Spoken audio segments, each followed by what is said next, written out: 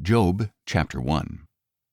There was a man in the land of Uz whose name was Job, and this man was blameless and upright, fearing God and shunning evil. He had 7 sons and 3 daughters, and he owned 7,000 sheep, 3,000 camels, 500 yoke of oxen, 500 female donkeys, and a very large number of servants. Job was the greatest man of all the people of the East. Job's sons would take turns holding feasts in their homes, and they would invite their 3 sisters to eat and drink with them. And when the days of feasting were over, Job would send for his children to purify them, rising early in the morning to offer burnt offerings for all of them. For Job thought, "Perhaps my children have sinned and cursed God in their hearts." This was Job's regular practice. One day the sons of God came to present themselves before the Lord, and Satan also came with them. "Where have you come from?" said the Lord to Satan. "From roaming through the earth," he replied, "and walking back and forth in it." Then the Lord said to Satan, "Have you considered my servant Job? For there is no one on earth like him, a man who is blameless and upright, who fears God and shuns evil." Satan answered the Lord, "Does Job fear God for nothing? Have you not placed a hedge on every side around him and his household and all that he owns? You have blessed the work of his hands, and his possessions have increased in the land. But stretch out your hand and strike all that he has, and he will surely curse you to your face." "Very well," said the Lord to Satan. "Everything he has is in your hands, but you must not lay a hand on the man himself." Then Satan went out from the presence of the Lord. One day, while Job's sons and daughters were eating and drinking wine in their oldest brother's house, a messenger came and reported to Job, "While the oxen were plowing and the donkeys were grazing nearby, the Sabaeans swooped down and took them away. They put the servants to the sword, and I alone have escaped to tell you." While he was still speaking, another messenger came and reported, "The fire of God fell from heaven. It burned and consumed the sheep and the servants, and I alone have escaped to tell you." While he was still speaking, another messenger came and reported, "The Chaldeans formed 3 bands, raided the camels, and took them away. They put the servants to the sword, and I alone have escaped to tell you." While he was still speaking, another messenger came and reported, "Your sons and daughters were eating and drinking wine in their oldest brother's house, when suddenly a mighty wind swept in from the desert and struck the 4 corners of the house. It collapsed on the young people, and they are dead, and I alone have escaped to tell you." Then Job stood up, tore his robe, and shaved his head.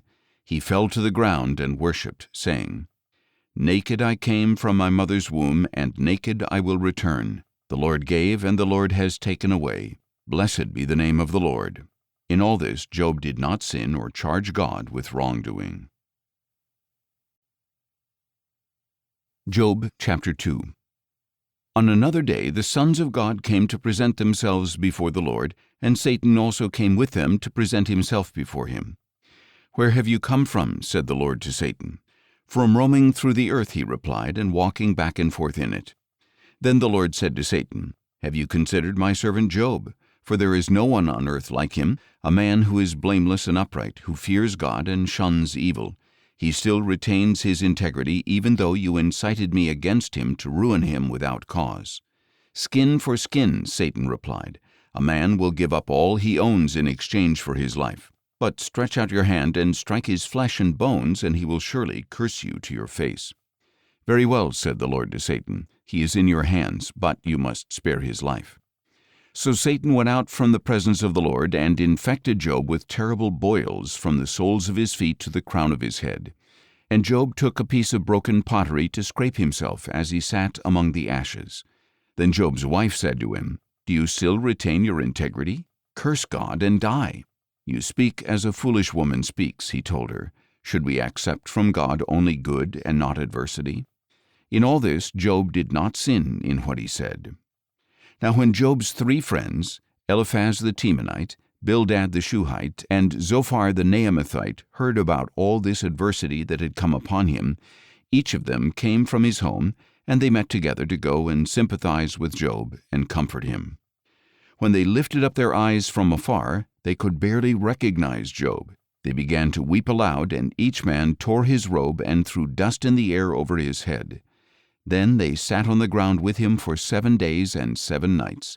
but no one spoke a word to him because they saw how intense his suffering was. Job chapter 3. After this, Job opened his mouth and cursed the day of his birth. And this is what he said: May the day of my birth perish, and the night it was said, a boy is conceived. If only that day had turned to darkness. May God above disregard it. May no light shine upon it. May darkness and gloom reclaim it, and a cloud settle over it. May the blackness of the day overwhelm it. If only darkness had taken that night away. May it not appear among the days of the year. May it never be entered in any of the months. Behold, may that night be barren. May no joyful voice come into it. May it be cursed by those who curse the day, those prepared to rouse Leviathan. May its morning stars grow dark. May it wait in vain for daylight. May it not see the breaking of dawn. For that night did not shut the doors of the womb to hide the sorrow from my eyes. Why did I not perish at birth? Why did I not die as I came from the womb? Why were there knees to receive me, and breasts that I should be nursed? For now I would be lying down in peace. I would be asleep and at rest with kings and counselors of the earth who built for themselves cities now in ruins, or with princes who had gold, who filled their houses with silver. Or why was I not hidden like a stillborn child, like an infant who never sees daylight? There the wicked cease from raging, and there the weary find rest. The captives enjoy their ease, they do not hear the voice of the oppressor. Both small and great are there, and the slave is freed from his master. Why is light given to the miserable, and life to the bitter of soul, who long for death that does not come, and search for it like hidden treasure, who rejoice and greatly exult when they can find the grave? Why is life given to a man whose way is hidden, whom God has hedged in? I sigh when food is put before me, and my groans pour out like water. For the thing I feared has overtaken me, and what I dreaded has befallen me. I am not at ease or quiet. I have no rest, for trouble has come. Job chapter 4. Then Eliphaz the Temanite replied, If one ventures a word with you, will you be wearied? Yet who can keep from speaking? Surely you have instructed many, and have strengthened their feeble hands.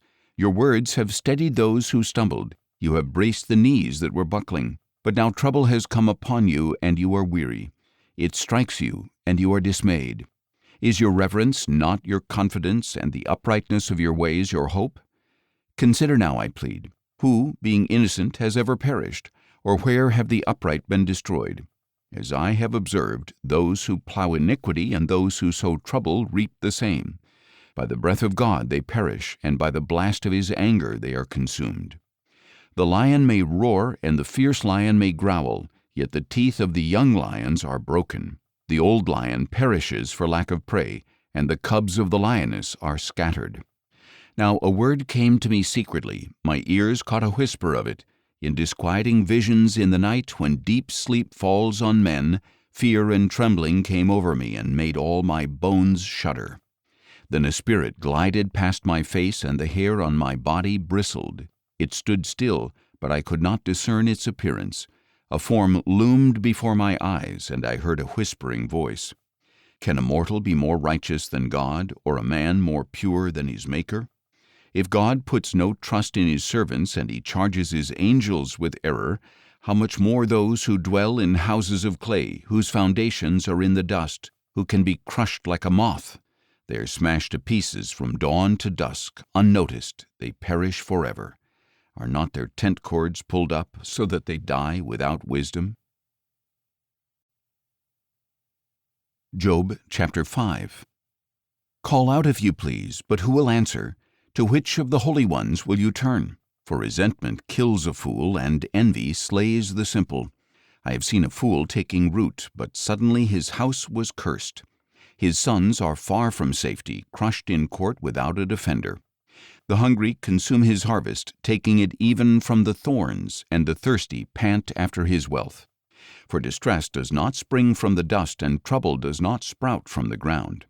Yet man is born to trouble as surely as sparks fly upward. However, if I were you, I would appeal to God and lay my cause before him. the one who does great and unsearchable things, wonders without number. He gives rain to the earth and sends water upon the fields. He sets the lowly on high so that mourners are lifted to safety. He thwarts the schemes of the crafty so that their hands find no success. He catches the wise in their craftiness and sweeps away the plans of the cunning. They encounter darkness by day and grope at noon as in the night. He saves the needy from the sword in their mouth and from the clutches of the powerful. So the poor have hope, and injustice shuts its mouth. Blessed indeed is the man whom God corrects, so do not despise the discipline of the Almighty. For he wounds, but he also binds. He strikes, but his hands also heal. He will rescue you from 6 calamities. No harm will touch you in 7. In famine he will redeem you from death, and in battle from the stroke of the sword. You will be hidden from the scourge of the tongue, and will not fear havoc when it comes. You will laugh at destruction and famine, and need not fear the beasts of the earth. For you will have a covenant with the stones of the field, and the wild animals will be at peace with you. You will know that your tent is secure, and find nothing amiss when inspecting your home. You will know that your offspring will be many, your descendants like the grass of the earth. You will come to the grave in full vigor, like a sheaf of grain gathered in season. Indeed, we have investigated, and it is true. So hear it and know for yourself. Job chapter 6. Then Job replied, "If only my grief could be weighed and placed with my calamity on the scales, for then it would outweigh the sand of the seas. No wonder my words have been rash. For the arrows of the Almighty have pierced me. My spirit drinks in their poison. The terrors of God are arrayed against me. Does a wild donkey bray over fresh grass, or an ox low over its fodder? Is tasteless food eaten without salt, or is there flavor in the white of an egg? My soul refuses to touch them. They are loathsome food to me. If only my request were granted and God would fulfill my hope, that God would be willing to crush me, to unleash his hand and cut me off. It still brings me comfort and joy through unrelenting pain that I have not denied the words of the Holy One. What strength do I have that I should still hope? What is my future that I should be patient? Is my strength like that of stone, or my flesh made of bronze? Is there any help within me now that success is driven from me? A despairing man should have the kindness of his friend, even if he forsakes the fear of the Almighty. But my brothers are as faithless as wadis, as seasonal streams that overflow, darkened because of the ice and the inflow of melting snow, but ceasing in the dry season and vanishing from their channels in the heat. Caravans turn aside from their routes. They go into the wasteland and perish. The caravans of Tema look for water. The travelers of Sheba hope to find it. They are confounded because they had hoped. Their arrival brings disappointment. For now you are of no help. You see terror, and you are afraid. Have I ever said, "Give me something, offer me a bribe from your wealth, deliver me from the hand of the enemy, redeem me from the grasp of the ruthless"? Teach me, and I will be silent. Help me understand how I have erred. How painful are honest words! But what does your argument prove? Do you intend to correct my words and treat as wind my cry of despair? You would even cast lots for an orphan and barter away your friend. But now, please look at me. Would I lie to your face? Reconsider. Do not be unjust. Reconsider, for my righteousness is at stake. Is there iniquity on my tongue? Can my mouth not discern malice? Job chapter 7. Is not man consigned to labor on earth? Are not his days like those of a hired hand? Like a slave he longs for shade, like a hireling he waits for his wages. So I am allotted months of futility, and nights of misery are appointed me. When I lie down I think, when will I get up? But the night drags on, and I toss and turn until dawn. My flesh is clothed with worms and encrusted with dirt. My skin is cracked and festering. My days are swifter than a weaver's shuttle. They come to an end without hope. Remember that my life is but a breath. My eyes will never again see happiness. The eye that beholds me will no longer see me. You will look for me, but I will be no more. As a cloud vanishes and is gone, so he who goes down to Sheol does not come back up. He never returns to his house, his place remembers him no more. Therefore I will not restrain my mouth. I will speak in the anguish of my spirit. I will complain in the bitterness of my soul. Am I the sea or the monster of the deep that you must keep me under guard? When I think my bed will comfort me and my couch will ease my complaint, then you frighten me with dreams and terrify me with visions, so that I would prefer strangling and death over my life in this body. I loathe my life. I would not live forever. Leave me alone, for my days are but a breath. What is man that you should exalt him, that you should set your heart upon him, that you attend to him every morning and test him every moment? Will you never look away from me or leave me alone to swallow my spittle? If I have sinned, what have I done to you, O watcher of mankind? Why have you made me your target so that I am a burden to you? Why do you not pardon my transgression and take away my iniquity? For soon I will lie down in the dust. You will seek me, but I will be no more. Job chapter 8. Then Bildad the Shuhite replied, How long will you go on saying such things? The words of your mouth are a blustering wind. Does God pervert justice? Does the Almighty pervert what is right? When your children sinned against him, he gave them over to their rebellion. But if you would earnestly seek God and ask the Almighty for mercy, if you are pure and upright, even now he will rouse himself on your behalf and restore your righteous estate. Though your beginnings were modest, your latter days will flourish.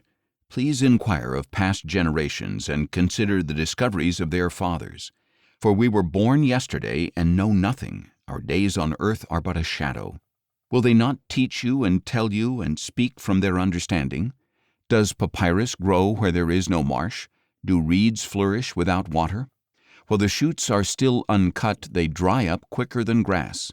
Such is the destiny of all who forget God. So the hope of the godless will perish. His confidence is fragile. His security is in a spider's web. He leans on his web, but it gives way. He holds fast, but it does not endure. He is a well-watered plant in the sunshine, spreading its shoots over the garden.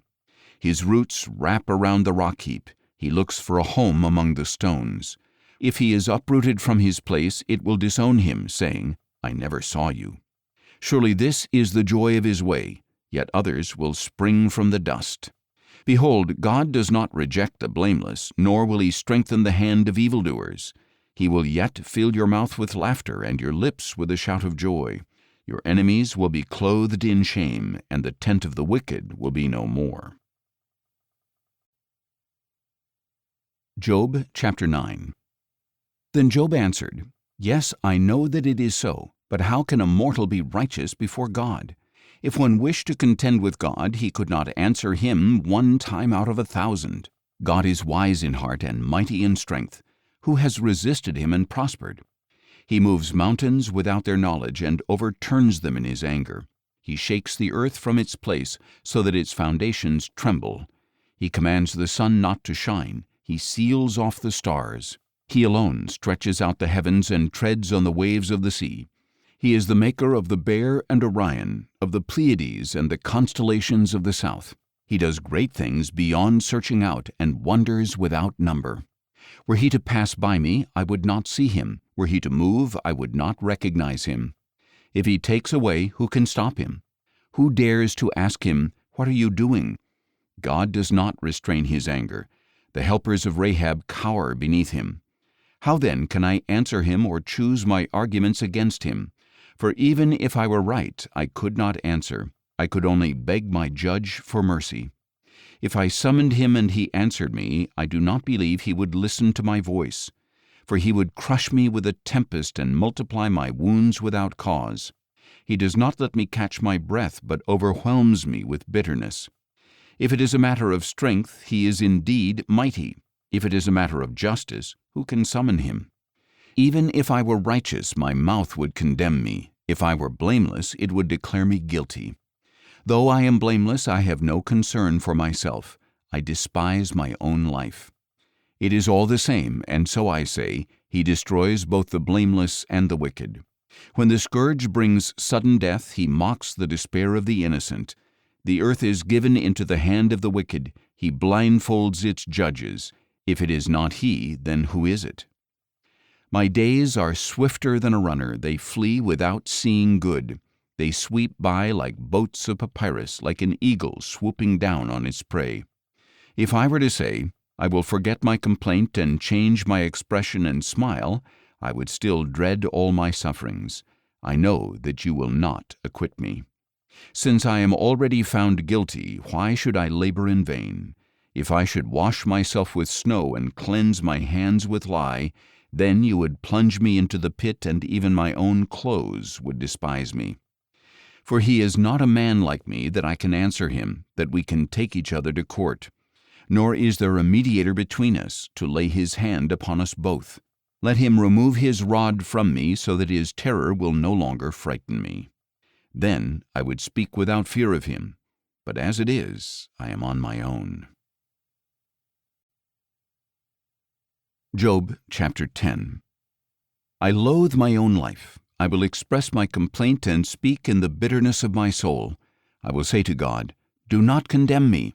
Let me know why you prosecute me. Does it please you to oppress me, to reject the work of your hands and favor the schemes of the wicked? Do you have eyes of flesh? Do you see as man sees? Are your days like those of a mortal, or your years like those of a man, that you should seek my iniquity and search out my sin, though you know that I am not guilty, and there is no deliverance from your hand? Your hands shaped me and altogether formed me. Would you now turn and destroy me? Please remember that you molded me like clay. Would you now return me to dust? Did you not pour me out like milk and curdle me like cheese? You clothed me with skin and flesh and knit me together with bones and sinews. You have granted me life and loving devotion, and your care has preserved my spirit. Yet you concealed these things in your heart, and I know that this was in your mind. If I sinned, you would take note and would not acquit me of my iniquity. If I am guilty, woe to me. And even if I am righteous, I cannot lift my head. I am full of shame and aware of my affliction. Should I hold my head high, you would hunt me like a lion, and again display your power against me. You produce new witnesses against me and multiply your anger toward me. Hardships assault me in wave after wave.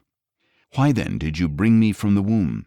Oh, that I had died and no eye had seen me.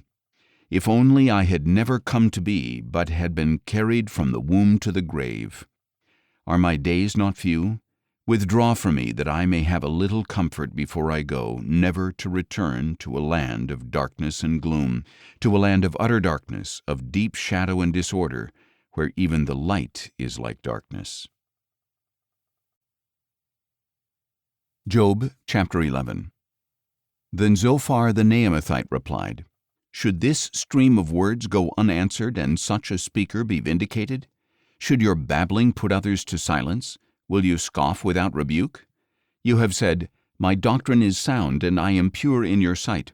But if only God would speak and open his lips against you and disclose to you the secrets of wisdom, for true wisdom has two sides. Know then that God exacts from you less than your iniquity deserves. Can you fathom the deep things of God, or discover the limits of the Almighty? They are higher than the heavens. What can you do? They are deeper than Sheol. What can you know? Their measure is longer than the earth and wider than the sea. If he comes along to imprison you or convenes a court, who can stop him? Surely he knows the deceit of men. If he sees iniquity, does he not take note? But a witless man can no more become wise than the colt of a wild donkey can be born a man. As for you, if you direct your heart and lift up your hands to him, if you put away the iniquity in your hand and allow no injustice to dwell in your tents, then indeed you will lift up your face without shame, you will stand firm and unafraid. For you will forget your misery, recalling it only as waters gone by. Your life will be brighter than noonday, its darkness will be like the morning. You will be secure because there is hope, and you will look around and lie down in safety. You will lie down without fear, and many will court your favor. But the eyes of the wicked will fail, and escape will elude them. They will hope for their last breath. Job chapter 12. Then Job answered, Truly then you are the people with whom wisdom itself will die. But I also have a mind. I am not inferior to you. Who does not know such things as these? I am a laughingstock to my friends, though I called on God, and he answered. The righteous and upright man is a laughingstock. The one at ease scorns misfortune as the fate of those whose feet are slipping. The tents of robbers are safe, and those who provoke God are secure, those who carry their God in their hands. But ask the animals, and they will instruct you. Ask the birds of the air, and they will tell you. Or speak to the earth, and it will teach you. Let the fish of the sea inform you. Which of all these does not know that the hand of the Lord has done this? The life of every living thing is in his hand, as well as the breath of all mankind. Does not the ear test words as the tongue tastes its food? Wisdom is found with the elderly, and understanding comes with long life. Wisdom and strength belong to God. Counsel and understanding are his. What he tears down cannot be rebuilt. The man he imprisons cannot be released. If he holds back the waters, they dry up, and if he releases them, they overwhelm the land. True wisdom and power belong to him. The deceived and the deceiver are his. He leads counselors away barefoot and makes fools of judges. He loosens the bonds placed by kings and fastens a belt around their waists. He leads priests away barefoot and overthrows the established. He deprives the trusted of speech and takes away the discernment of elders. He pours out contempt on nobles and disarms the mighty. He reveals the deep things of darkness and brings deep shadows into light. He makes nations great and destroys them. He enlarges nations, then disperses them. He deprives the earth's leaders of reason and makes them wander in a trackless wasteland. They grope in the darkness without light. He makes them stagger like drunkards. Job chapter 13. Indeed, my eyes have seen all this, my ears have heard and understood. What you know, I also know. I am not inferior to you. Yet I desire to speak to the Almighty and argue my case before God. You, however, smear with lies. You are all worthless physicians. If only you would remain silent, for that would be your wisdom. Hear now my argument, and listen to the plea of my lips. Will you speak wickedly on God's behalf, or speak deceitfully for him? Would you show him partiality or argue in his defense? Would it be well when he examined you? Could you deceive him like a man? Surely he would rebuke you if you secretly showed partiality. Would his majesty not terrify you? Would the dread of him not fall upon you? Your maxims are proverbs of ashes, your defenses are defenses of clay. Be silent, and I will speak. Then let come to me what may. Why do I put myself at risk and take my life in my own hands? Though he slay me, I will hope in him. I will still defend my ways to his face. Moreover, this will be my salvation, for no godless man can appear before him. Listen carefully to my words. Let my declaration ring in your ears.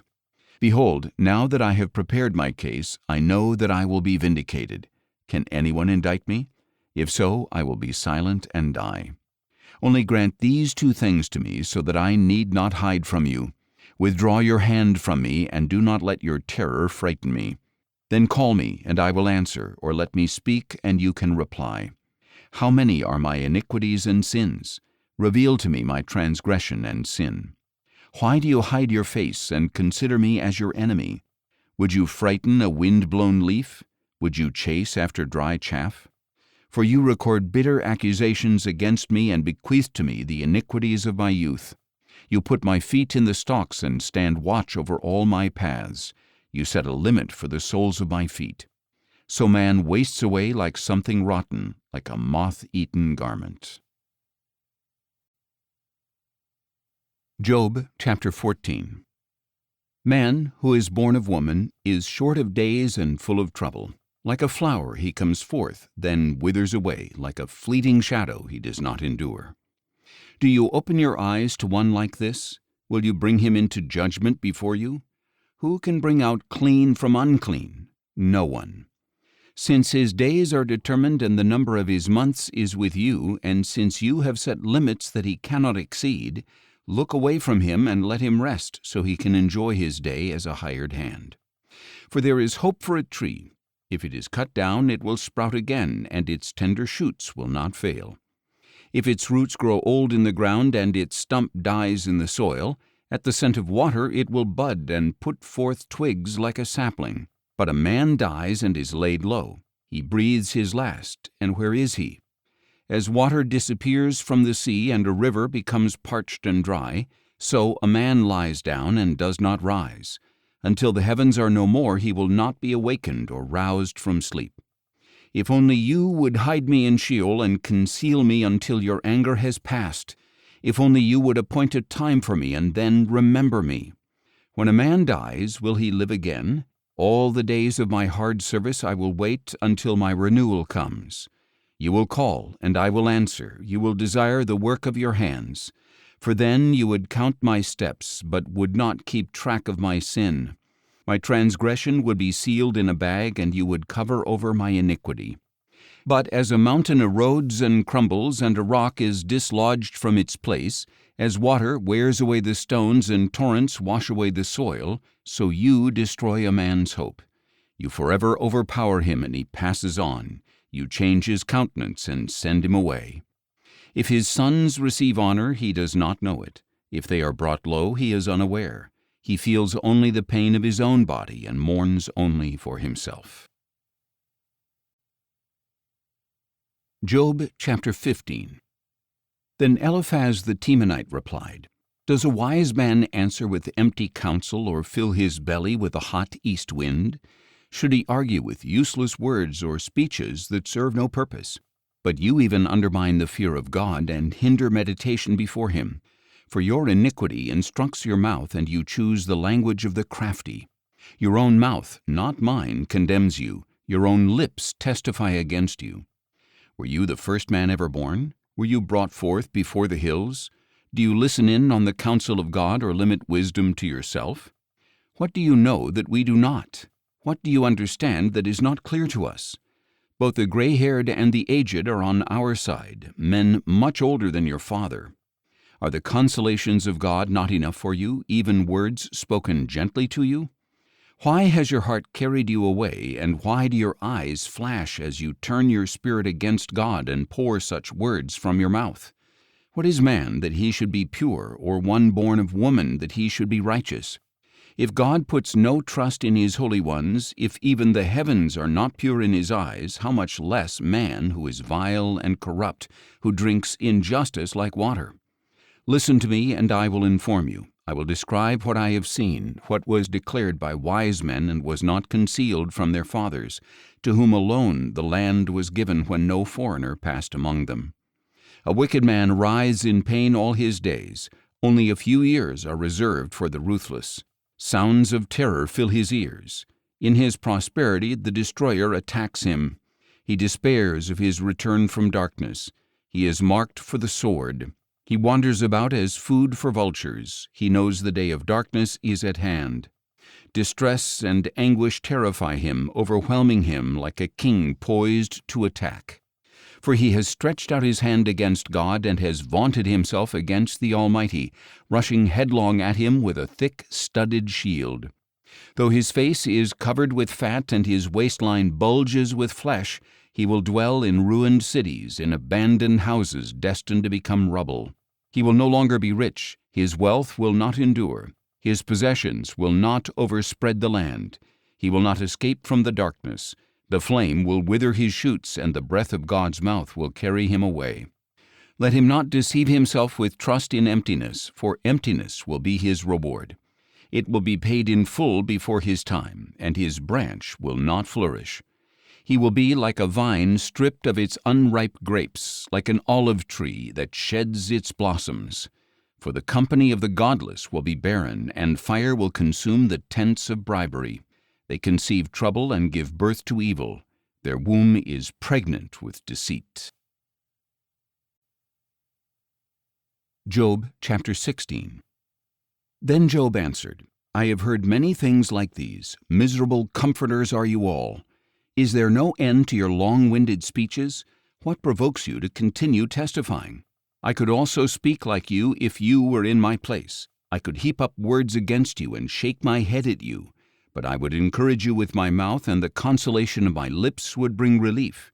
Even if I speak, my pain is not relieved, and if I hold back, how will it go away? Surely he has now exhausted me. You have devastated all my family. You have bound me, and it has become a witness. My frailty rises up and testifies against me. His anger has torn me and opposed me. He gnashes his teeth at me. My adversary pierces me with his eyes. They open their mouths against me and strike my cheeks with contempt. They join together against me. God has delivered me to unjust men. He has thrown me to the clutches of the wicked. I was at ease, but he shattered me. He seized me by the neck and crushed me. He has set me up as his target. His archers surround me. He pierces my kidneys without mercy and spills my gall on the ground. He breaks me with wound upon wound. He rushes me like a mighty warrior. I have sewn sackcloth over my skin. I have buried my horn in the dust. My face is red with weeping, and deep shadows ring my eyes. Yet my hands are free of violence, and my prayer is pure. O earth, do not cover my blood. May my cry for help never be laid to rest. Even now my witness is in heaven, and my advocate is on high. My friends are my scoffers as my eyes pour out tears to God. Oh, that a man might plead with God as he pleads with his neighbor. For when only a few years are past, I will go the way of no return. Job chapter 17. My spirit is broken, my days are extinguished, the grave awaits me. Surely mockers surround me, and my eyes must gaze at their rebellion. Give me, I pray, the pledge you demand. Who else will be my guarantor? You have closed their minds to understanding, therefore you will not exalt them. If a man denounces his friends for a price, the eyes of his children will fail. He has made me a byword among the people, a man in whose face they spit. My eyes have grown dim with grief, and my whole body is but a shadow. The upright are appalled at this, and the innocent are stirred against the godless. Yet a righteous one holds to his way, and the one with clean hands grows stronger. But come back and try again, all of you, for I will not find a wise man among you. My days have passed, my plans are broken off, even the desires of my heart. They have turned night into day, making light seem near in the face of darkness.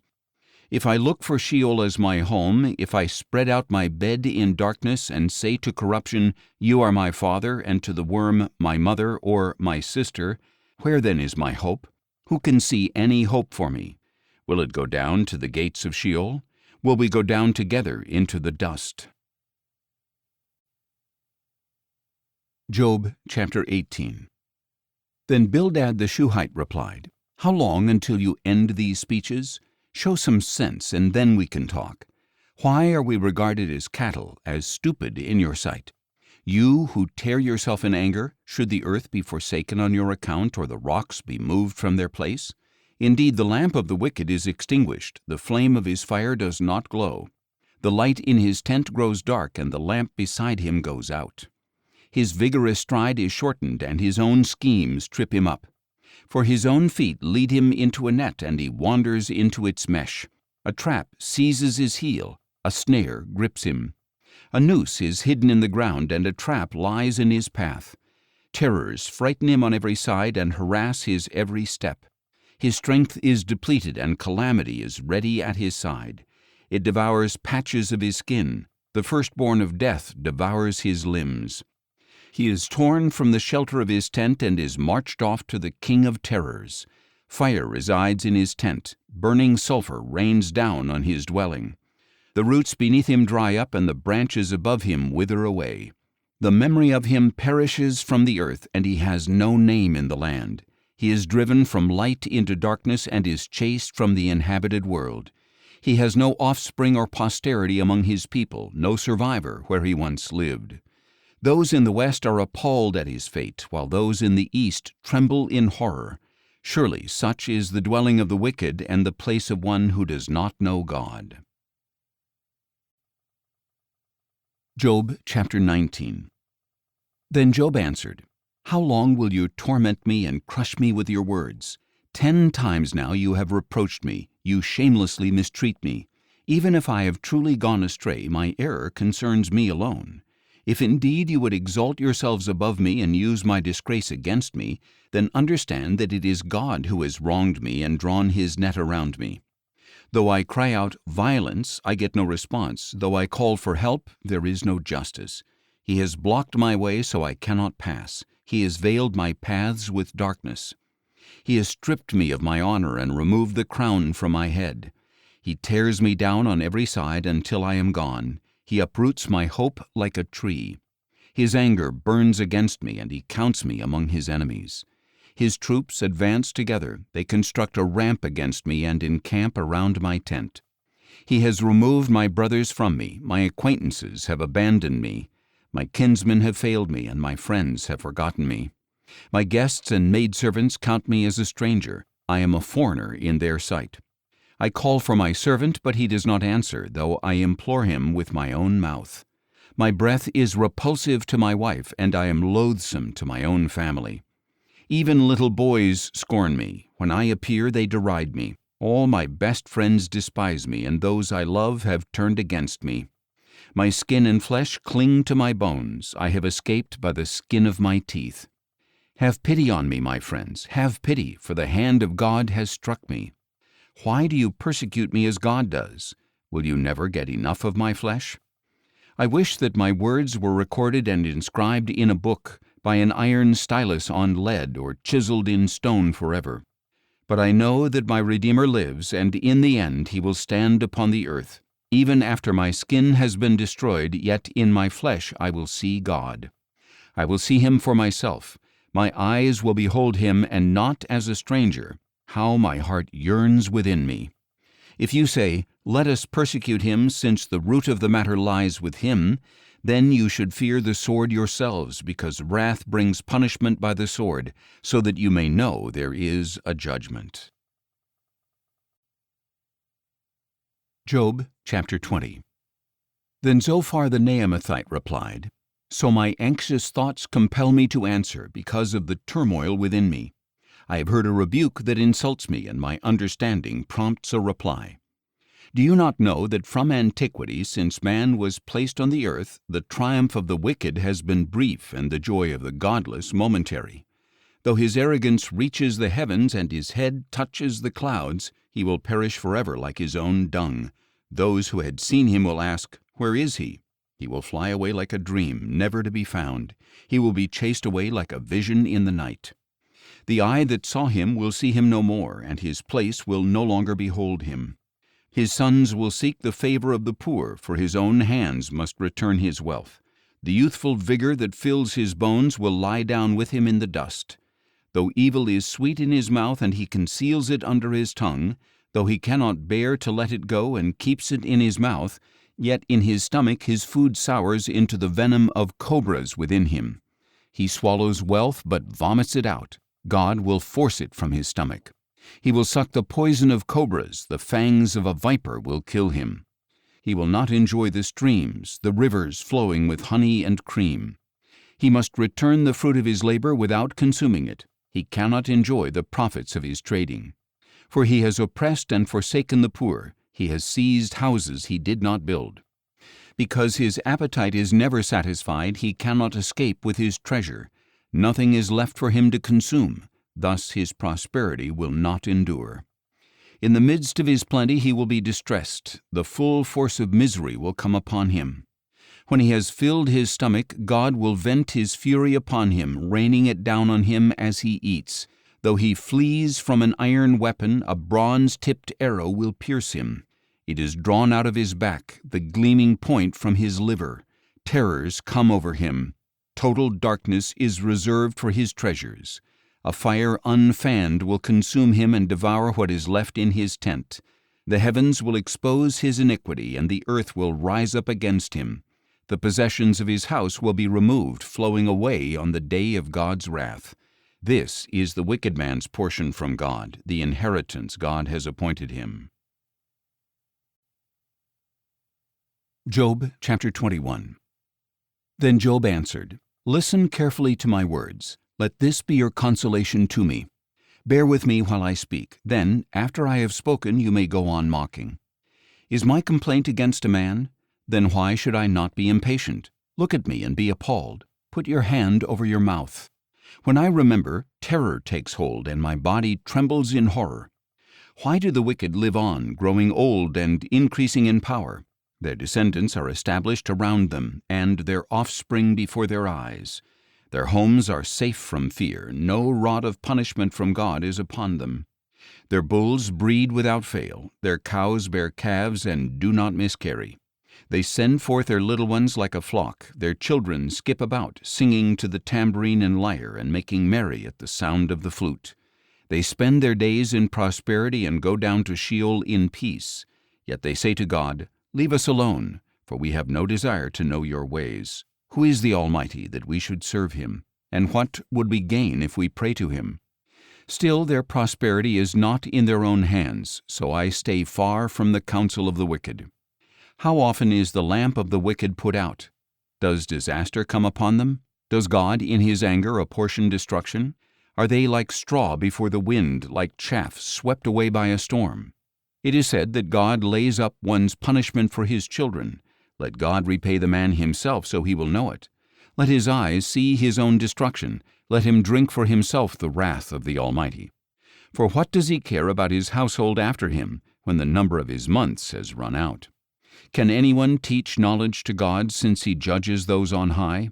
One man dies full of vigor, completely secure and at ease. His body is well nourished, and his bones are rich with marrow. Yet another man dies in the bitterness of his soul, having never tasted prosperity. But together they lie down in the dust, and worms cover them both. Behold, I know your thoughts full well, the schemes by which you would wrong me. For you say, Where now is the nobleman's house, and where are the tents in which the wicked dwell? Have you never asked those who travel the roads? Do you not accept their reports?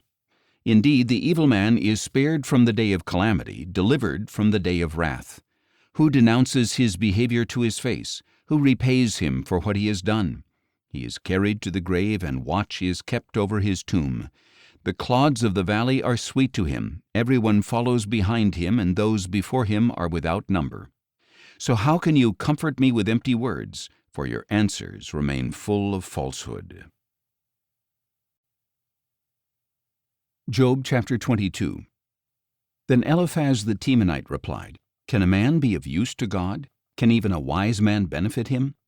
Does it delight the Almighty that you are righteous? Does he profit if your ways are blameless?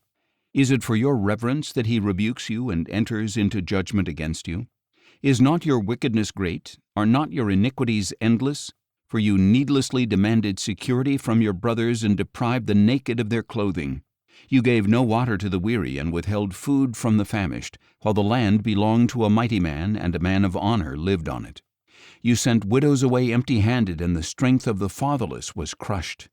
Therefore snares surround you, and sudden peril terrifies you. It is so dark you cannot see, and a flood of water covers you. Is not God as high as the heavens? Look at the highest stars, how lofty they are. Yet you say, What does God know? Does he judge through thick darkness? Thick clouds veil him, so he does not see us as he traverses the vault of heaven. Will you stay on the ancient path that wicked men have trod? They were snatched away before their time, and their foundations were swept away by a flood. They said to God, Depart from us. What can the Almighty do to us? But it was he who filled their houses with good things. So I stay far from the counsel of the wicked. The righteous see it and are glad. The innocent mock them. Surely our foes are destroyed, and fire has consumed their excess. Reconcile now and be at peace with him. Thereby goodwill comes to you. Receive instruction from his mouth, and lay up his words in your heart.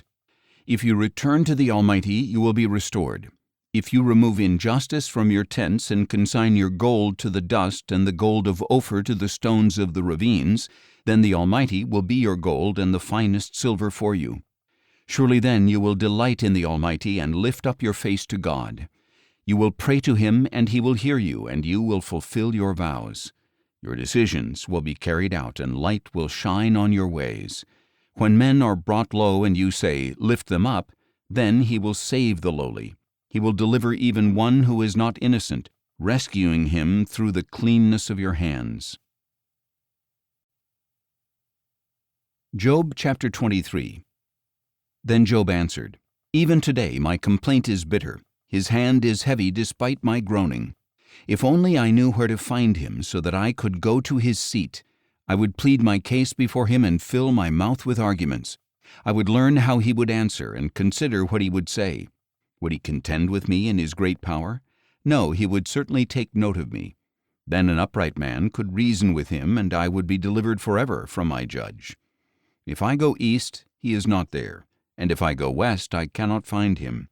When he is at work in the north, I cannot behold him. When he turns to the south, I cannot see him.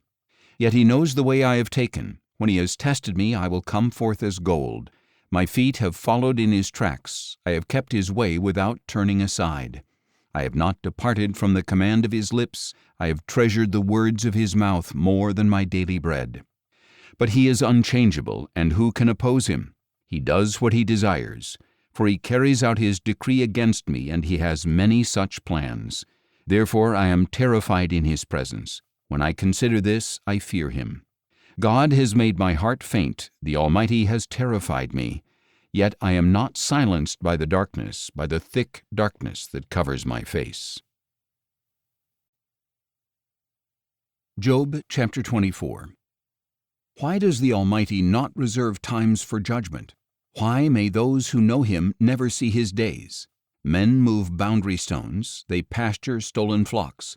They drive away the donkey of the fatherless and take the widow's ox in pledge. They push the needy off the road and force all the poor of the land into hiding. Indeed, like wild donkeys in the desert, the poor go to work foraging for food. The wasteland is food for their children. They gather fodder in the fields and glean the vineyards of the wicked. Without clothing, they spend the night naked. They have no covering against the cold. Drenched by mountain rains, they huddle against the rocks for want of shelter. The fatherless infant is snatched from the breast. The nursing child of the poor is seized for a debt. Without clothing, they wander about naked. They carry the sheaves, but still go hungry. They crush olives within their walls. They tread the winepresses, but go thirsty. From the city men groan, and the souls of the wounded cry out, yet God charges no one with wrongdoing. Then there are those who rebel against the light, not knowing its ways or staying on its paths. When daylight is gone, the murderer rises to kill the poor and needy. In the night he is like a thief.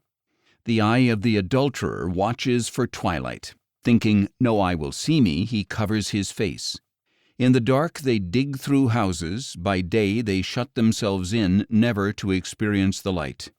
For to them deep darkness is their mourning. Surely they are friends with the terrors of darkness. They are but foam on the surface of the water. Their portion of the land is cursed, so that no one turns toward their vineyards. As drought and heat consume the melting snow, so Sheol steals those who have sinned. The womb forgets them. The worm feeds on them. They are remembered no more. So injustice is like a broken tree. They prey on the barren and childless and show no kindness to the widow. Yet by his power God drags away the mighty.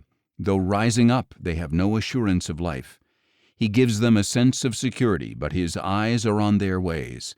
They are exalted for a moment, then they are gone. They are brought low and gathered up like all others. They are cut off like heads of grain. If this is not so, then who can prove me a liar and reduce my words to nothing? Job chapter 25. Then Bildad the Shuhite replied, Dominion and awe belong to God. He establishes harmony in the heights of heaven. Can his troops be numbered? On whom does his light not rise? How then can a man be just before God? How can one born of woman be pure? If even the moon does not shine and the stars are not pure in his sight, how much less man who is but a maggot and the son of man who is but a worm? Job chapter 26. Then Job answered, How have you helped the powerless and saved the arm that is feeble? How you have counseled the unwise and provided fully sound insight. To whom have you uttered these words, and whose spirit spoke through you? The dead tremble, those beneath the waters and those who dwell in them. Sheol is naked before God, and Abaddon has no covering. He stretches out the north over empty space. He hangs the earth upon nothing. He wraps up the waters in his clouds, yet the clouds do not burst under their own weight. He covers the face of the full moon, spreading over it his cloud. He has inscribed a horizon on the face of the waters at the boundary between light and darkness. The foundations of heaven quake, astounded at his rebuke. By his power he stirred the sea. By his understanding he shattered Rahab. By his breath the skies were cleared. His hand pierced the fleeing serpent. Indeed, these are but the fringes of his ways. How faint is the whisper we hear of him. Who then can understand the thunder of his power? Job chapter 27. Job continued his discourse. As surely as God lives, who has deprived me of justice, the Almighty, who has embittered my soul, as long as my breath is still within me and the breath of God remains in my nostrils, my lips will not speak wickedness and my tongue will not utter deceit. I will never say that you are right. I will maintain my integrity until I die. I will cling to my righteousness and never let go. As long as I live, my conscience will not accuse me. May my enemy be like the wicked and my opponent like the unjust. For what is the hope of the godless when he is cut off, when God takes away his life? Will God hear his cry when distress comes upon him? Will he delight in the Almighty? Will he call upon God at all times? I will instruct you in the power of God. I will not conceal the ways of the Almighty. Surely all of you have seen it for yourselves. Why then do you keep up this empty talk? This is the wicked man's portion from God, the heritage the ruthless receive from the Almighty. Though his sons are many, they are destined for the sword, and his offspring will never have enough food. His survivors will be buried by the plague, and their widows will not weep for them. Though he heaps up silver like dust and piles up a wardrobe like clay, what he lays up the righteous will wear, and his silver will be divided by the innocent. The house he built is like a moth's cocoon, like a hut set up by a watchman. He lies down wealthy, but will do so no more. When he opens his eyes, all is gone. Terrors overtake him like a flood. A tempest sweeps him away in the night. The east wind carries him away, and he is gone. It sweeps him out of his place. It hurls itself against him without mercy as he flees headlong from its power. It claps its hands at him and hisses him out of his place. Job chapter 28. Surely there is a mine for silver and a place where gold is refined. Iron is taken from the earth and copper is smelted from ore. Man puts an end to the darkness. He probes the farthest recesses for ore in deepest darkness. Far from human habitation he cuts a shaft in places forgotten by the foot of man. Far from men he dangles and sways. Food may come from the earth, but from below it is transformed as by fire. Its rocks are the source of sapphires containing flecks of gold. No bird of prey knows that path, no falcon's eye has seen it. Proud beasts have never trodden it, no lion has ever prowled over it. The miner strikes the flint, he overturns mountains at their base. He hews out channels in the rocks, and his eyes spot every treasure. He stops up the sources of the streams to bring what is hidden to light. But where can wisdom be found, and where does understanding dwell? No man can know its value, nor is it found in the land of the living. The ocean depths say, "It is not in me," while the sea declares, "It is not with me." It cannot be bought with gold, nor can its price be weighed out in silver. It cannot be valued in the gold of Ophir, in precious onyx or sapphire. Neither gold nor crystal can compare to it, nor jewels of fine gold be exchanged for it. Coral and quartz are unworthy of mention. The price of wisdom is beyond rubies. Topaz from Cush cannot compare to it, nor can it be valued in pure gold. From where then does wisdom come, and where does understanding dwell? It is hidden from the eyes of every living thing, and concealed from the birds of the air. Abaddon and Death say, "We have heard a rumor about it," but God understands its way, and he knows its place. For he looks to the ends of the earth and sees everything under the heavens. When God fixed the weight of the wind and measured out the waters, when he set a limit for the rain and a path for the thunderbolt, then he looked at wisdom and appraised it. He established it and searched it out. And he said to man, Behold, the fear of the Lord, that is wisdom, and to turn away from evil is understanding. Job chapter 29. And Job continued his discourse. How I long for the months gone by, for the days when God watched over me, when his lamp shone above my head, and by his light I walked through the darkness, when I was in my prime, when the friendship of God rested on my tent, when the Almighty was still with me and my children were around me, when my steps were bathed in cream and the rock poured out for me streams of oil.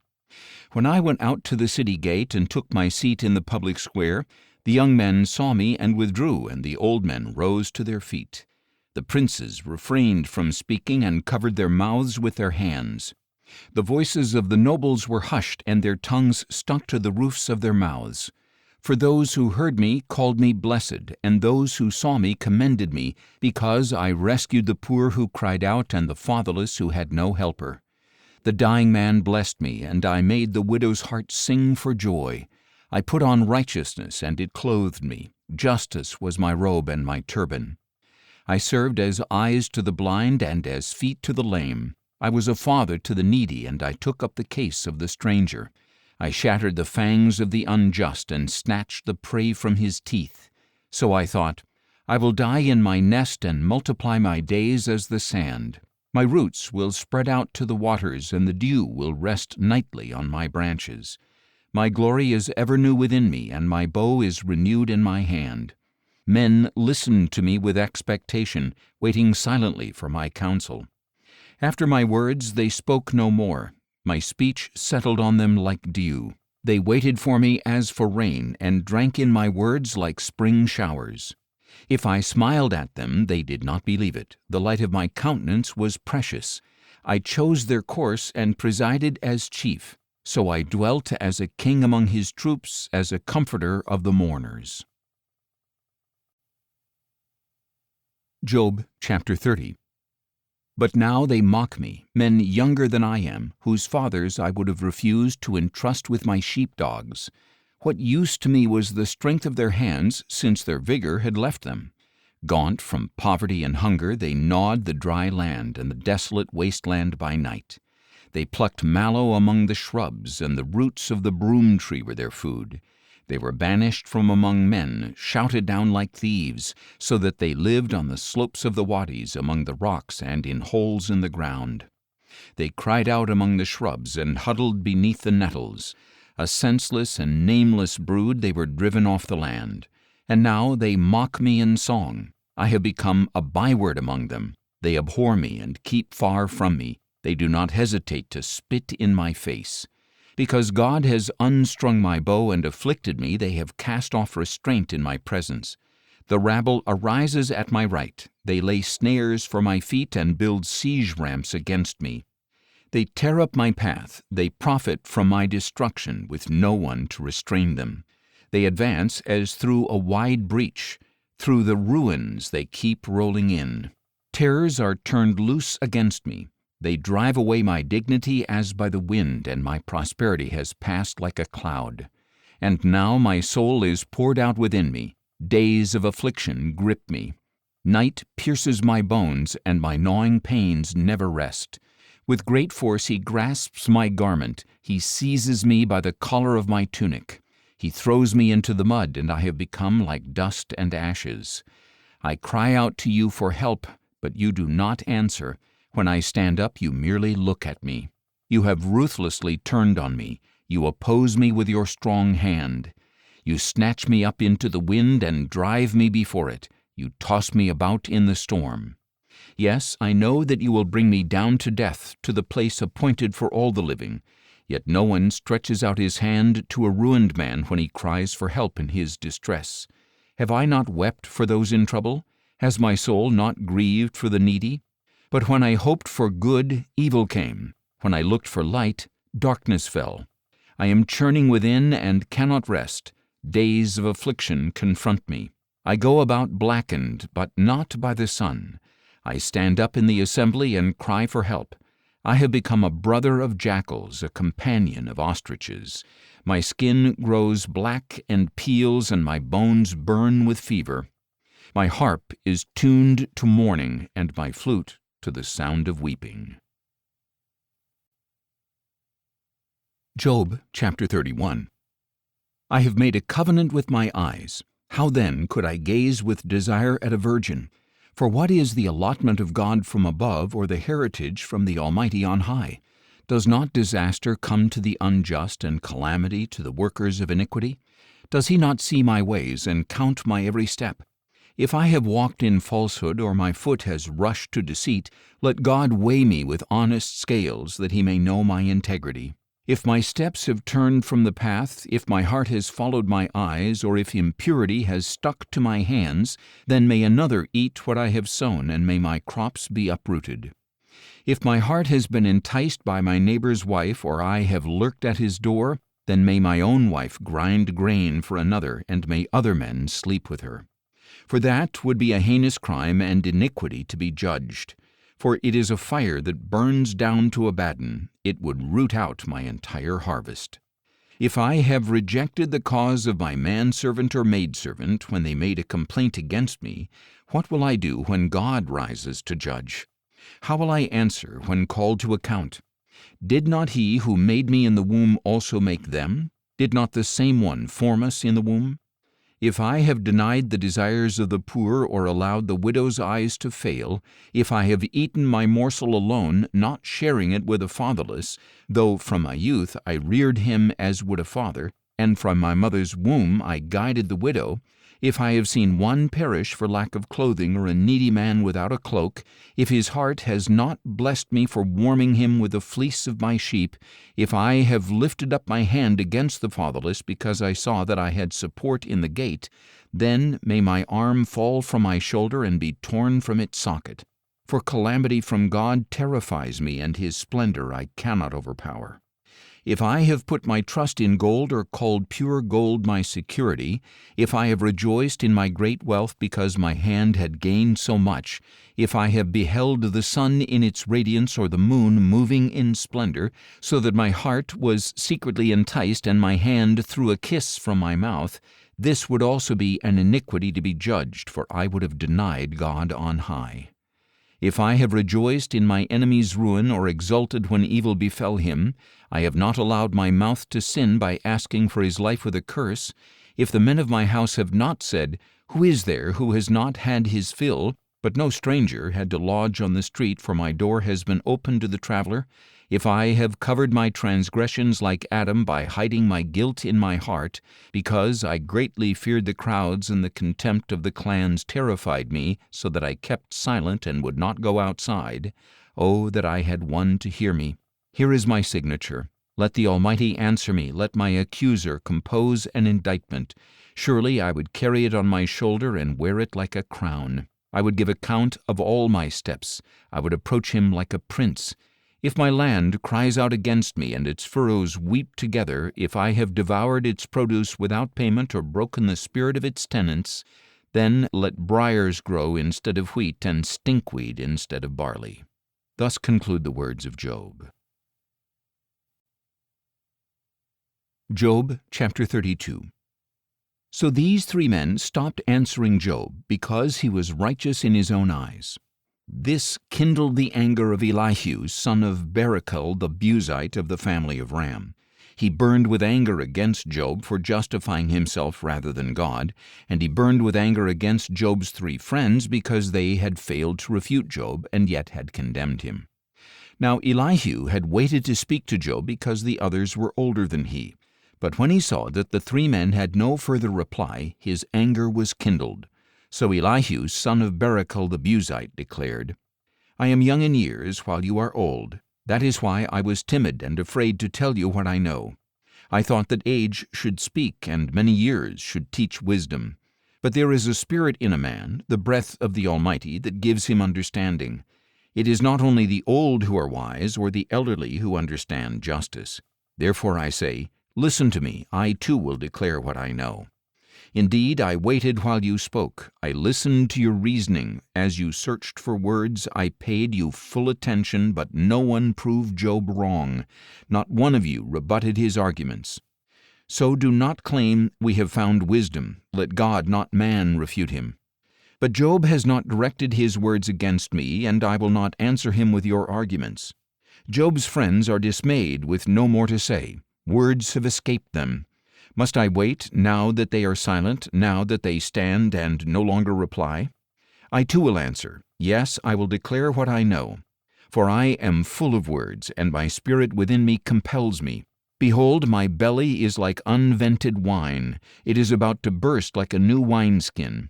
I must speak and find relief. I must open my lips and respond.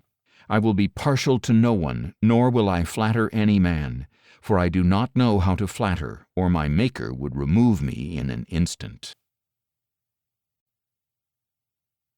Job chapter 33.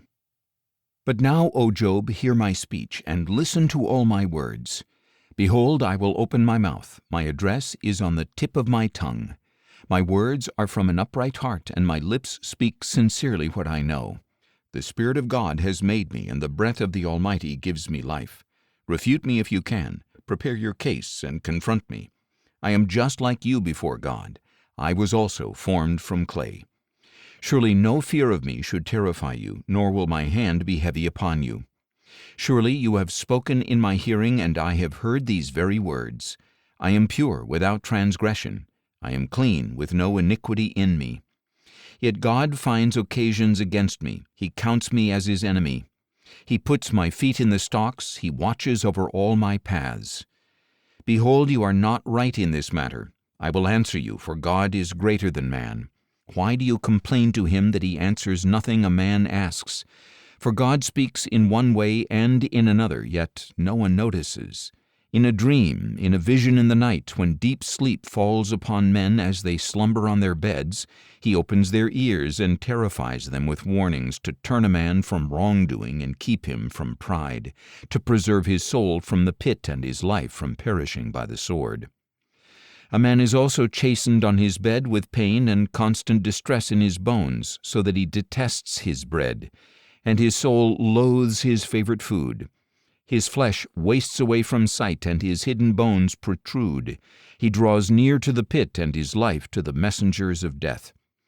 Yet if there is a messenger on his side, one mediator in 1,000, to tell a man what is right for him, to be gracious to him and say, Spare him from going down to the pit, I have found his ransom. Then his flesh is refreshed like a child's. He returns to the days of his youth. He prays to God and finds favor. He sees God's face and shouts for joy, and God restores his righteousness to that man. Then he sings before men with these words, I have sinned and perverted what was right, yet I did not get what I deserved. He redeemed my soul from going down to the pit, and I will live to see the light. Behold, all these things God does to a man, 2 or even 3 times, to bring back his soul from the pit, that he may be enlightened with the light of life.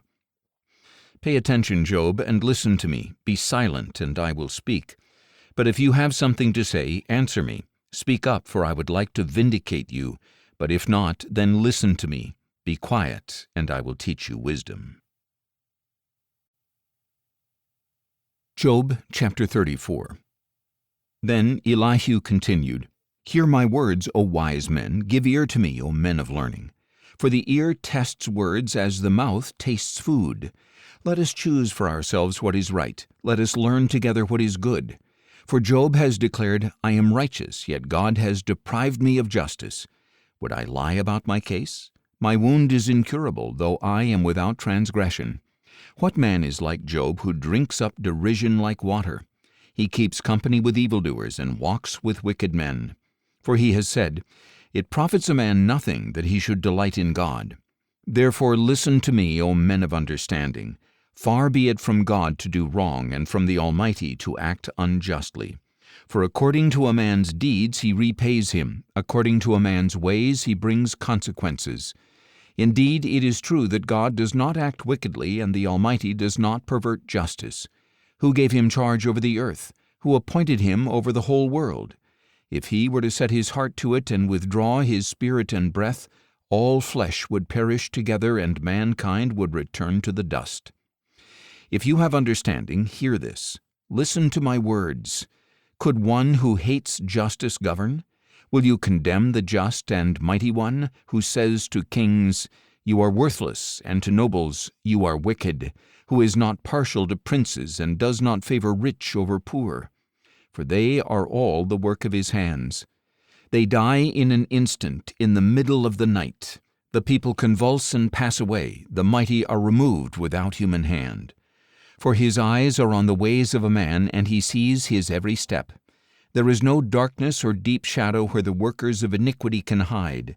For God need not examine a man further or have him approach for judgment. He shatters the mighty without inquiry and sets up others in their place. Therefore, he recognizes their deeds. He overthrows them in the night, and they are crushed. He strikes them for their wickedness in full view, because they turned aside from him and had no regard for any of his ways. They caused the cry of the poor to come before him, and he heard the outcry of the afflicted. But when he remains silent, who can condemn him? When he hides his face, who can see him? Yet he watches over both man and nation, that godless men should not rule or lay snares for the people. Suppose someone says to God, "I have endured my punishment, I will offend no more. Teach me what I cannot see. If I have done wrong, I will not do it again." Should God repay you on your own terms when you have disavowed His? You must choose, not I. So tell me what you know. Men of understanding will declare to me, and the wise men who hear me will say, "Job speaks without knowledge. His words lack insight. If only Job were tried to the utmost for answering like a wicked man. For he adds rebellion to his sin. He claps his hands among us and multiplies his words against God." Job chapter 35. And Elihu went on to say, "Do you think this is just? You say, 'I am more righteous than God.' For you ask, 'What does it profit me, and what benefit do I gain apart from sin?' I will reply to you and to your friends as well. Look to the heavens and see. Gaze at the clouds high above you. If you sin, what do you accomplish against Him? If you multiply your transgressions, what do you do to Him? If you are righteous, what do you give Him, or what does He receive from your hand? Your wickedness affects only a man like yourself, and your righteousness only a son of man. Men cry out under great oppression. They plead for relief from the arm of the mighty. But no one asks, 'Where is God my Maker, who gives us songs in the night, who teaches us more than the beasts of the earth and makes us wiser than the birds of the air?' There they cry out, but He does not answer because of the pride of evil men. Surely God does not listen to empty pleas, and the Almighty does not take note of it. How much less, then, when you say that you do not see Him, that your case is before Him and you must wait for Him, and further, that in His anger He has not punished or taken much notice of folly. So Job opens his mouth in vain and multiplies words without knowledge." Job chapter 36. And Elihu continued, "Bear with me a little longer, and I will show you that there is more to be said on God's behalf. I get my knowledge from afar, and I will ascribe justice to my Maker.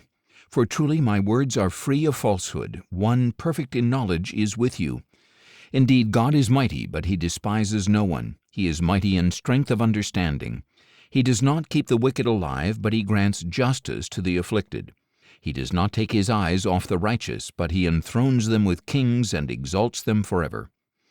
And if men are bound with chains, caught in cords of affliction, then He tells them their deeds and how arrogantly they have transgressed. He opens their ears to correction and commands that they turn from iniquity. If they obey and serve Him, then they end their days in prosperity and their years in happiness. But if they do not obey, then they perish by the sword and die without knowledge. The godless in heart harbor resentment. Even when He binds them, they do not cry for help. They die in their youth among the male shrine prostitutes. God rescues the afflicted by their affliction and opens their ears in oppression. Indeed, He drew you from the jaws of distress to a spacious and broad place, to a table full of richness. But now you are laden with a judgment due the wicked. Judgment and justice have seized you. Be careful that no one lures you with riches. Do not let a large bribe lead you astray. Can your wealth or all your mighty effort keep you from distress? Do not long for the night when people vanish from their homes. Be careful not to turn to iniquity, for this you have preferred to affliction. Behold, God is exalted in his power. Who is a teacher like him? Who has appointed his way for him, or told him, You have done wrong? Remember to magnify his work which men have praised in song. All mankind has seen it, men behold it from afar. Indeed, God is great, beyond our knowledge. The number of his years is unsearchable.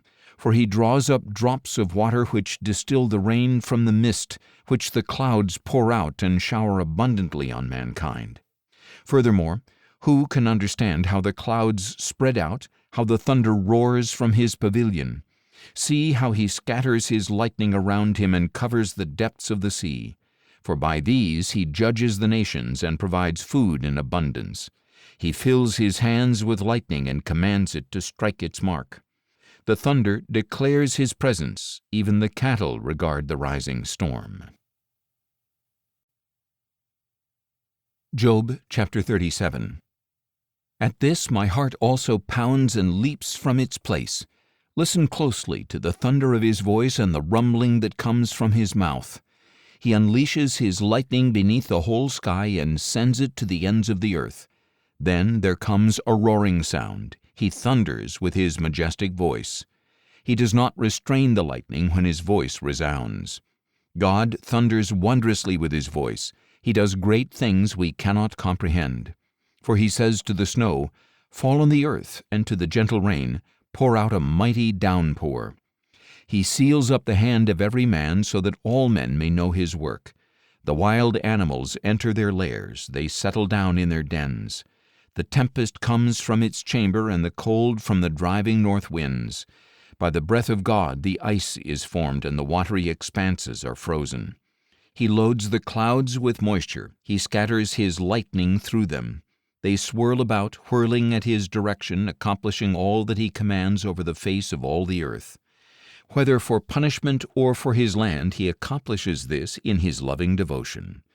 Listen to this, O Job. Stand still and consider the wonders of God. Do you know how God dispatches the clouds or makes the lightning flash?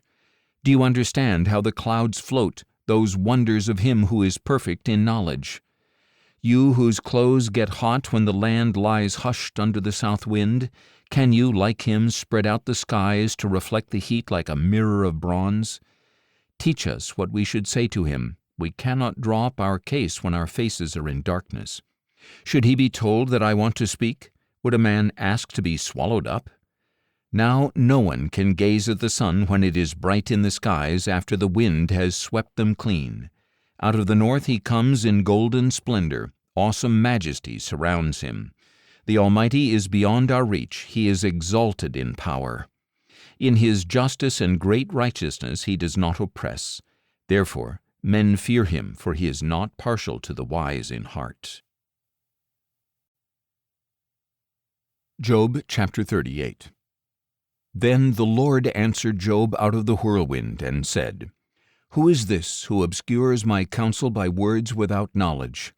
Now brace yourself like a man. I will question you, and you shall inform me. Where were you when I laid the foundations of the earth? Tell me if you have understanding. Who fixed its measurements? Surely you know. Or who stretched a measuring line across it? On what were its foundations set, or who laid its cornerstone, while the morning stars sang together and all the sons of God shouted for joy? Who enclosed the sea behind doors when it burst forth from the womb, when I made the clouds its garment and thick darkness its blanket, when I fixed its boundaries and set in place its bars and doors, and I declared, You may come this far, but no farther. Here your proud waves must stop. In your days have you commanded the morning or assigned the dawn its place, that it might spread to the ends of the earth and shake the wicked out of it? The earth takes shape like clay under a seal. Its hills stand out like the folds of a garment. Light is withheld from the wicked, and their upraised arm is broken. Have you journeyed to the vents of the sea or walked in the trenches of the deep? Have the gates of death been revealed to you? Have you seen the gates of the shadow of death? Have you surveyed the extent of the earth? Tell me, if you know all this. Where is the way to the home of light? Do you know where darkness resides, so you can lead it back to its border? Do you know the paths to its home? Surely you know, for you are already born, and the number of your days is great. Have you entered the storehouses of snow, or observed the storehouses of hail, which I hold in reserve for times of trouble, for the day of war and battle? In which direction is the lightning dispersed, or the east wind scattered over the earth? Who cuts a channel for the flood, or clears a path for the thunderbolt, to bring rain on a barren land, on a desert where no man lives, to satisfy the parched wasteland and make it sprout with tender grass? Does the rain have a father? Who has begotten the drops of dew? From whose womb does the ice emerge? Who gives birth to the frost from heaven when the waters become hard as stone and the surface of the deep is frozen? Can you bind the chains of the Pleiades or loosen the belt of Orion? Can you bring forth the constellations in their seasons, or lead out the bear and her cubs? Do you know the laws of the heavens? Can you set their dominion over the earth? Can you command the clouds so that a flood of water covers you? Can you send the lightning bolts on their way? Do they report to you, "Here we are"? Who has put wisdom in the heart, or given understanding to the mind? Who has the wisdom to count the clouds, or who can tilt the water jars of the heavens when the dust hardens into a mass and the clods of earth stick together? Can you hunt the prey for a lioness, or satisfy the hunger of young lions when they crouch in their dens and lie in wait in the thicket? Who provides food for the raven when its young cry out to God as they wander about for lack of food? Job chapter 39. Do you know when mountain goats give birth? Have you watched the doe bear her fawn? Can you count the months they are pregnant?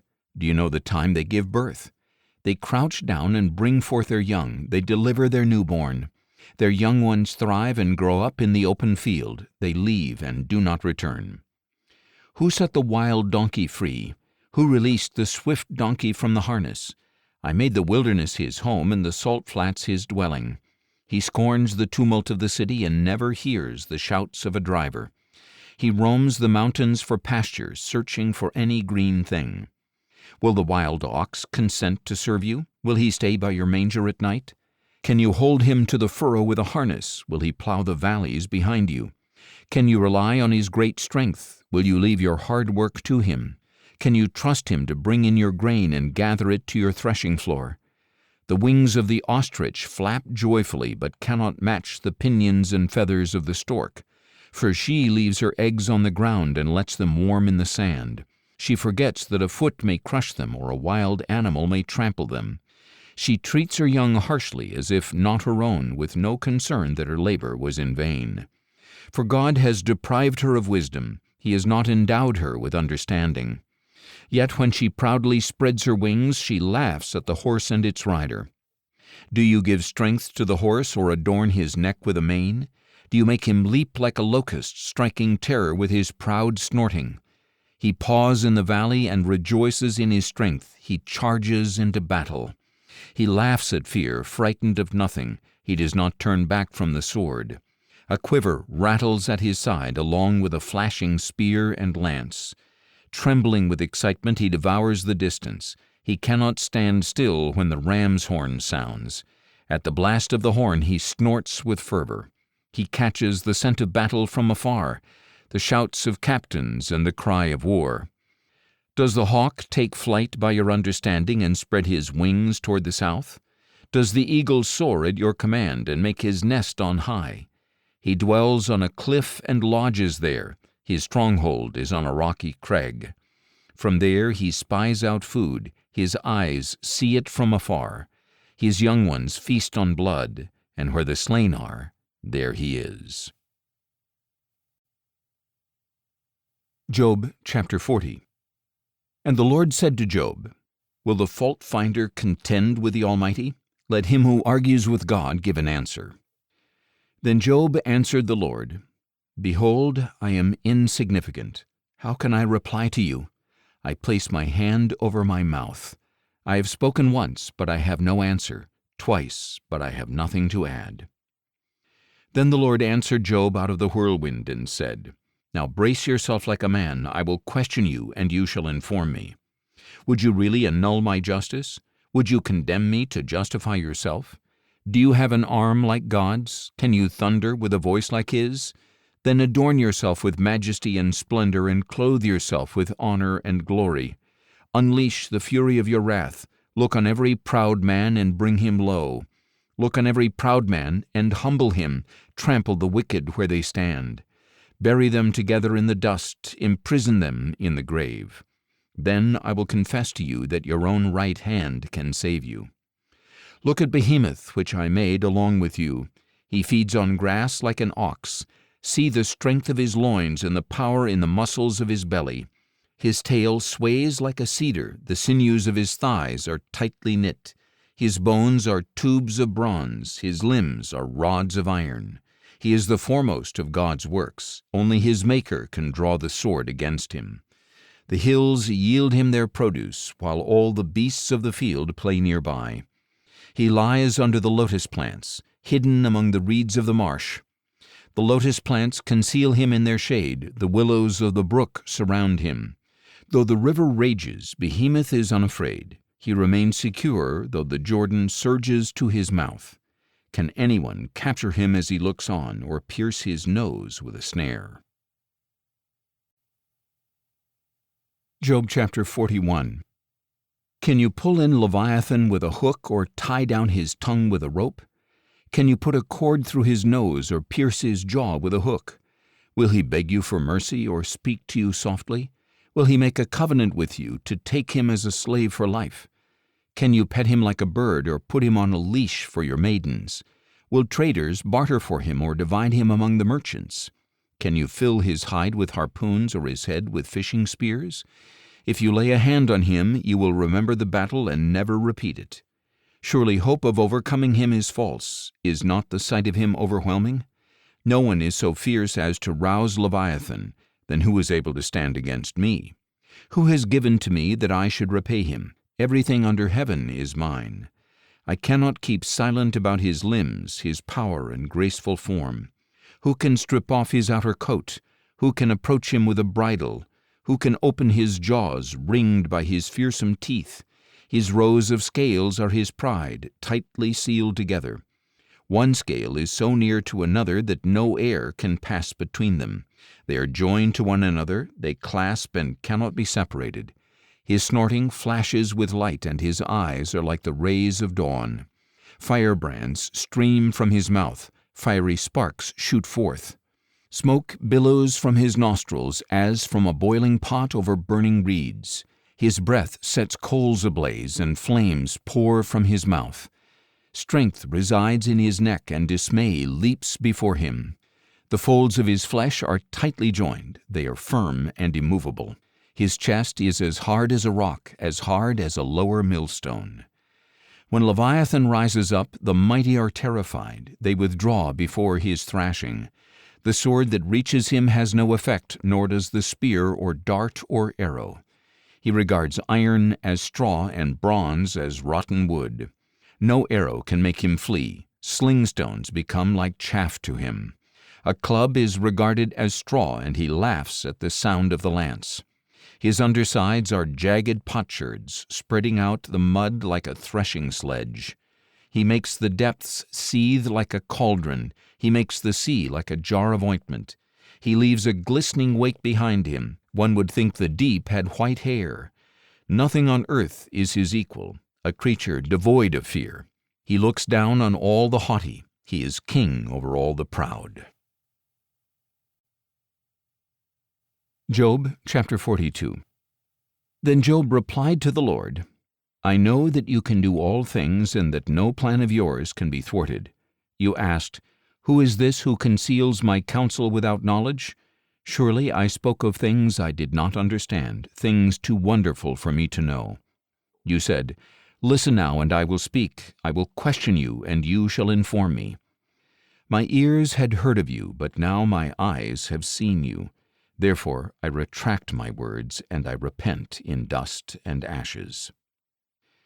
After the Lord had spoken these words to Job, he said to Eliphaz the Temanite, My wrath is kindled against you and your two friends, for you have not spoken about me accurately as my servant Job has. So now, take 7 bulls and 7 rams, go to my servant Job, and sacrifice a burnt offering for yourselves. Then my servant Job will pray for you, for I will accept his prayer and not deal with you according to your folly. For you have not spoken accurately about me, as my servant Job has." So Eliphaz the Temanite, Bildad the Shuhite, and Zophar the Naamathite went and did as the Lord had told them, and the Lord accepted Job's request. After Job had prayed for his friends, the Lord restored his prosperity and doubled his former possessions. All his brothers and sisters and prior acquaintances came and dined with him in his house. They consoled him and comforted him over all the adversity that the Lord had brought upon him, and each one gave him a piece of silver and a gold ring. So the Lord blessed Job's latter days more than his first. He owned 14,000 sheep, 6,000 camels, 1,000 yoke of oxen, and 1,000 female donkeys. And he also had 7 sons and 3 daughters. He named his first daughter Jemimah, his second Keziah, and his third Keren-Happuch. No women as beautiful as Job's daughters could be found in all the land, and their father granted them an inheritance among their brothers. After this, Job lived 140 years and saw his children and their children to the 4th generation. And so Job died, old and full of years.